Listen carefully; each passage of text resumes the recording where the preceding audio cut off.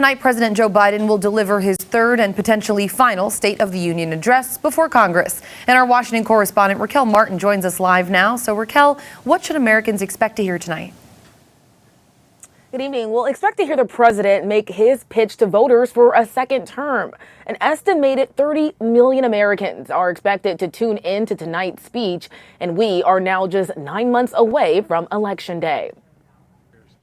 Thursday night, President Joe Biden will lay out his vision for the country in his most crucial State of the Union address to date. He will talk about whose side he is on and his plan to improve the lives of all Americans. The White House says the president will highlight ongoing efforts to lower consumer costs and spotlight his legislative successes, which include a multi-billion-dollar infrastructure deal and the first federal gun safety plan passed in nearly 30 years. He's got more done in the first 3 years than most presidents have accomplished in 2 terms. He's also expected to call on Republicans to end their blockade and pass bipartisan legislation to send military aid to Ukraine and Israel and secure the southern border.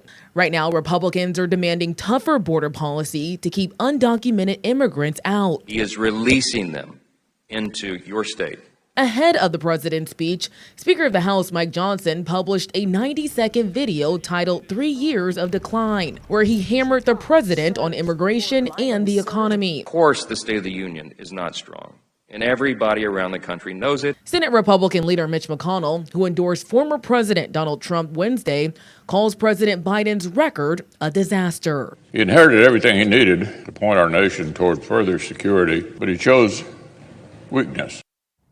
Democrats here in Washington are defending the president's record, but the president is still facing some pushback even within his own party over the handling of the war in Gaza. The White House says tonight, expect to hear the president announce a new plan to surge humanitarian aid inside of the Gaza Strip.